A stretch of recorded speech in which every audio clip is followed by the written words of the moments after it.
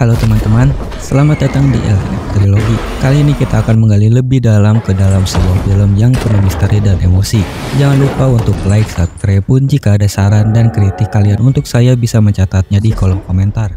Kali ini saya akan membawakan film yang dirilis pada tahun 2023. Setelah kejadian di Saint-Carta, kejahatan yang sangat kuat tersebut kini mulai menyebar pada tahun 1956 ke seluruh benua Eropa. Juga di kota di Perancis ketika tersiar kabar bahwa seorang pendeta telah dibunuh dengan kejam, Suster Irene datang untuk menyelidikinya kembali.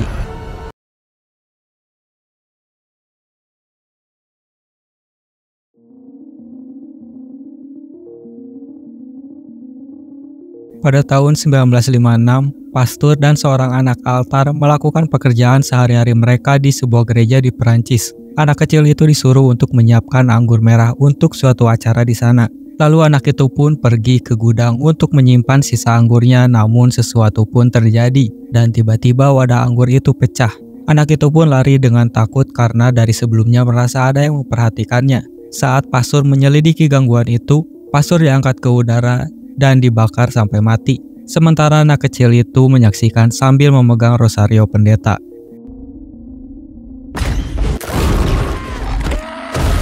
Di suatu biara, Suster Irene kini tinggal di sebuah biara di Italia. Juga Suster Irene pun mempunyai teman yang cukup dekat dengannya bernama Suster Debra, seorang suster yang sering membuat masalah. Mereka pun berbicara dengan sedikit latar belakang tentang masa lalu Suster Irene. Di sebuah sekolah berasrama di Prancis, Maurice sekarang bekerja. Maurice bekerja sebagai tukang kebun asrama di sana karena sebelumnya pun di Rumania dia pun bekerja berkebun. Maurice sering menjadi teknisi dadakan juga memperbaiki apapun yang dia bisa. Di sana, Maurice berteman dengan seorang gadis muda Irlandia bernama Sophie, juga seorang guru dan ibunya Sophie bernama Kate. Terlihat Sophie memang senang jika Maurice berdekatan dengannya. Maurice pun sudah dijuluki sebagai pelindung Sophie oleh teman-temannya yang sering mengganggu Sophie. Di tempat lain diperlihatkan kepada seorang anak pengirim anggur yang difermentasi. Setelah menyimpan anggur di rak penyimpanan di salah satu ruangan, dia mendengar seperti ada seseorang di sana. Karena penasaran, dia pun mencari sumber suara tersebut. Ternyata itu adalah Maurice, tapi dengan tingkah laku yang aneh. Maurice terdiam saat anak itu mencoba memanggil dan Maurice menoleh pada dirinya. Tiba-tiba tak lama anak itu melihat munculnya iblis falak menyerang dirinya dan anak itu pun tewas dengan sangat mengerikan. Suster Irene mendapat penglihatan Maurice memintanya untuk menyelamatkannya. Suster Irene pun kaget terbangun dari tidurnya dengan mimisan. Keesokan harinya, Suster Irene mendapatkan tamu yang merupakan seorang uskup. Kedatangan uskup itu pun menceritakan banyak tragedi yang terjadi dengan pendeta dan biarawati di berbagai tempat. Dengan pola serangan datang ke barat melintasi Eropa dengan awal kejadian dari Rumania. Yang menandakan iblis itu ternyata masih hidup, menanyakan tentang Pak Surbu yang ternyata sekarang sudah meninggal. Dan hanya Suster Irene yang sekarang menjadi salah satu yang pernah berurusan dengan hal seperti itu. Maka dari itu Suster Irene diminta oleh mereka untuk mencari tahu keinginan dan tujuan selanjutnya dari iblis itu. Tapi Suster Irene sebenarnya sudah berusaha menolak permintaan itu. Dengan enggan Suster Irene pergi. Saat dalam perjalanannya di kereta, Suster Debra bergabung dengannya tanpa izin. Selama perjalanan di kereta, Suster Debra mengungkapkan kesulitannya dalam menerima mukjizat. Suster Debra ingin melihat dan percaya pada keajaiban. Sementara Suster Irene menjelaskan padanya pentingnya iman. Suster Irene mengatakan juga jika percaya maka itu akan terwujud. Di asrama tempat Maurice bekerja, sekarang sedang memperbaiki lemari. Dan pada saat itu juga Sophie diganggu oleh anak gadis kelasnya di sana dan menghaluskannya untuk mengikuti mereka ke sebuah kapel yang sudah tidak digunakan. Para pengganggu menyuruhnya untuk melihat ke jendela dengan gambar kambing di mozaiknya dan menyatakan bahwa jika Sophie memalingkan muka, setan akan muncul menghantuinya. Matahari bersinar menembus mozaik dan membuat mata kambing bersinar merah. Dan akhirnya Sophie sadar bahwa dirinya dikurung di kapel sekolah yang ditinggalkan di mana tidak ada seorang pun yang diizinkan masuk. Dengan panik meminta tolong keluar, tapi dengan sedikit kejadian aneh yang terjadi pada kain yang menutup patung. Tapi untungnya beberapa saat kemudian Maurice yang mendengar suara Sophie dan akhirnya membuka pintu dan Sophie sudah berhasil keluar.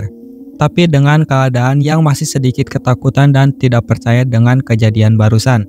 Di tempat lain di Tarascon, Suster Irene di dalam gereja bertemu biarawati di sana dan mulai menyelidiki tempat pastor sebelumnya tewas terbakar.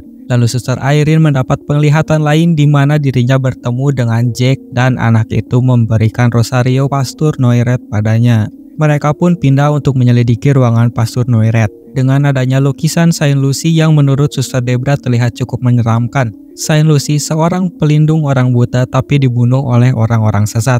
Mereka membakarnya tapi dia tidak bisa terbakar. Sebelum membunuhnya, mereka pun mencungkil matanya juga.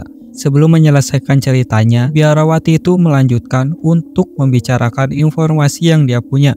Menurutnya, ada seorang anak pada saat kejadian itu, yang merupakan seorang saksi mata.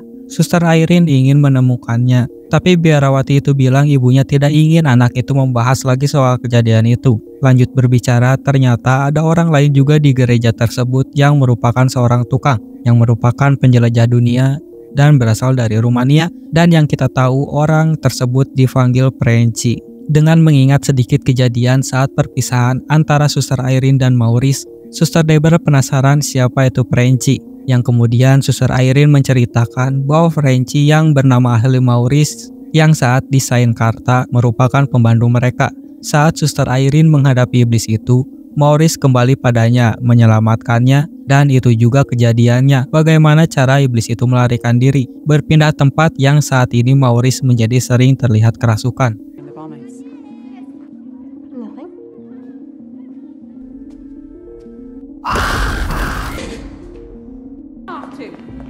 Suster Irene dan Suster Debra memutuskan untuk menginap di suatu hotel. Dengan sedikit masalah yang ada, di saat Suster Debra mengurusnya, Suster Irene yang di luar melihat Jack. Suster Irene mencoba menanyakan beberapa hal terkait kejadian yang terjadi pada Pastor Noirette. Namun Jack malah pergi kembali bersama teman-temannya. Dan Suster Irene yang mencoba mengejarnya, anehnya langsung hilang tanpa jejak dan suasana menjadi mencekam. Dengan kejadian aneh terjadi di sebuah rak yang terpajang di sana. Majalah itu tiba-tiba membuka lembar dengan akhirnya membentuk gambar menyerupai seorang biarawati. Sesaat kemudian, iblis falak muncul. Suster Irene setelahnya diperlihatkan tragedi kejadian saat Saint Lucy matanya dicungkil. Juga terlihat sebuah wadah relik kuno di tangannya. Suster Irene yang pingsan ditemukan oleh Suster Debra setelah itu. Di asrama saat malam hari, Maurice yang entah bagaimana terlihat bingung membuat suara ribut di depan pintu kapel. Setelah pembina asrama itu datang untuk menegur Maurice, Maurice pun pergi dengan linglung. Dan suara lain datang yang membuat pembina asrama itu seolah diarahkan untuk masuk ke dalam.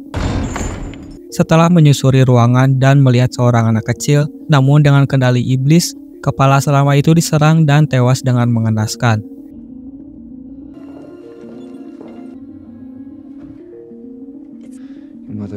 Keesokan harinya, Suster Irene terbangun kembali dari pingsannya dan menceritakan pada Suster Debra mendapatkan penglihatan dan apa yang diinginkan iblis itu, yang merupakan relik kuno yang kuat, dengan menggunakan Maurice untuk mengambilnya, mengendalikannya dan menjaga Maurice tetap hidup hanya untuk menemukan benda itu, dan mungkin akan membunuhnya ketika sudah selesai.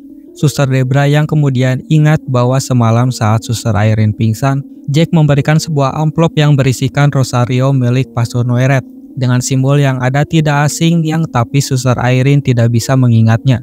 Tapi Suster Debra menunjukkan dengan foto bahwa itu semua mempunyai koneksi. Untuk itu mereka pergi ke Perancis, tempat penyimpanan arsip Katolik, dan mengetahui bahwa simbol yang ada pada rosario adalah lambang keluarga Saint Lucy. Dan mungkin korban yang ada pasti keturunannya. Suster Irene yang mengingat penglihatannya merasa mengetahui apa yang diinginkannya, yang merupakan sebuah mata.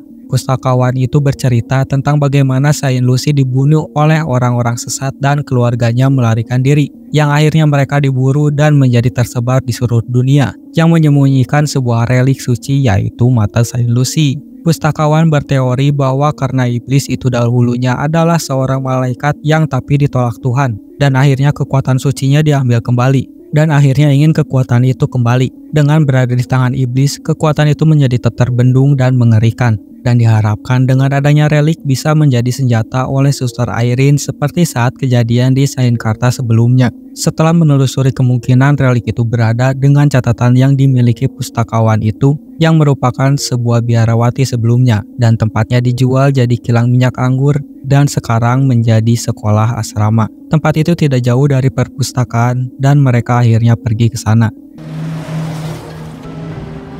Di tempat lain, Maurice sedang asik berdansa dengan Sophie dan Kate. Di tengah kesenangan mereka, Maurice tiba-tiba lemas. Saat menunduk, Kate juga melihat salib terbalik di pundak Maurice, yang tiba-tiba mereka diserang oleh iblis palak, dan mereka melarikan diri. Dan akhirnya Maurice bertemu dengan Suster Irene dan Suster Debra. Maurice yang masih tidak menyadari bahwa dirinya terasuki memperingati mereka untuk pergi. Suster Irene memberitahu Maurice bahwa iblis ada di dalam dirinya. Tetapi kemudian Maurice diambil alih oleh iblis dan menyerang Suster Irene dan Suster Debra. Sebelum akhirnya bisa dihentikan dan mengikat tubuh Maurice. Di dalam kapel sekolah, Sophie menunjukkan pada Suster Irene permainan yang dibuat oleh teman-teman sekelasnya. Dan Suster Debra menggunakan senter untuk membuat mata kambing di mozaik bersinar merah. Sorot merah menunjuk ke arah di mana mata Saint Lucy dikuburkan dan Suster Irene menemukan relik tersebut. Anak-anak asrama di sana mendengar seperti ada suara di atas kamar mereka. Salah satu anak itu mengeceknya dan bertemu dengan Suster Debra. Saat menyoroti semua tangga, mereka melihat iblis yang akhirnya menyerang mereka. Suster Debra kini melindungi anak-anak itu dari iblis berwujud kambing.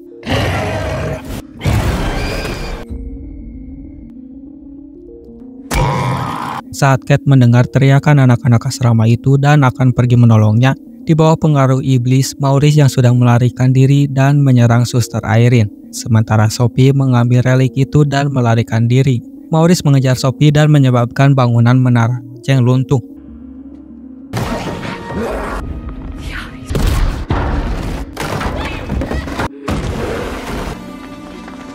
Setelah pengejaran yang menegangkan,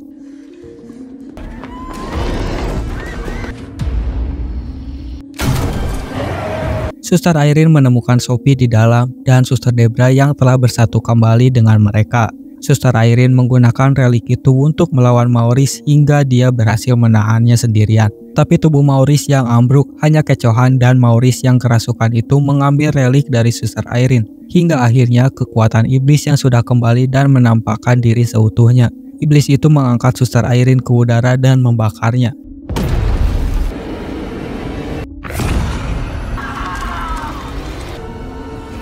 Tapi Suster Irene tidak terbakar saat dia menyadari bahwa dia adalah keturunan Saint Lucy dan mampu memanfaatkan kekuatan yang sama yang terkait dengan relik tersebut. Suster Debra mengaku telah melihat keajaiban dan memiliki keyakinan. Suster Irene dan Suster Debra mulai mendoakan kata-kata yang digunakan dalam perayaan dan tong-tong anggur yang ada di bekas biara menjadi darah Kristus. Saat darah Kristus membasahi iblis falak, iblis itu binasa dan dikutuk kembali ke neraka.